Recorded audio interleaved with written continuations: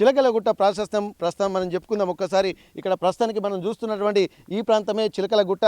ఈ ప్రాంతం నుండి అమ్మవారిని కూడా ఒక అధికారిక లాంఛనాలతో తీసుకొచ్చేటువంటి అవకాశం ఆ రోజు ఉంటుంది. ఇక్కడ ప్రస్తుతానికి జిల్లా ఎస్పీ ఏ ఎస్పీ ఉంటే వారు ఇక్కడ ప్రస్తుతానికి ములుగు జిల్లా ఎస్పీగా రామ్నాథ్ కేకన్ ఉన్నారు.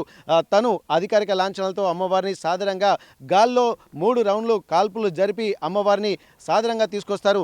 ముఖ్యంగా అధికారులు కొంత రిస్ట్రిక్షన్స్ ఉంటాయి. ఇప్పుడు మనం చూస్తున్నటువంటి ఈ ప్రాంతం అంతా కూడా ఇక్కడ ఒక జనసంద్రంగా ఉండే అటువంటి అవకాశం ఉంటుంది. కానీ అధికారులు మాత్రం ఎవరిని ఈ ప్రెమిసెస్లోకి అడుగుపెట్టనివ్వరు. కేవలము సమ్మక్కను తీసుకొచ్చే అటువంటి గద్దెల ప్రాంగణానికి మాత్రము ఒక సీక్వెన్స్ మాత్రం మెయింటైన్ చేస్తూ ఉంటారు.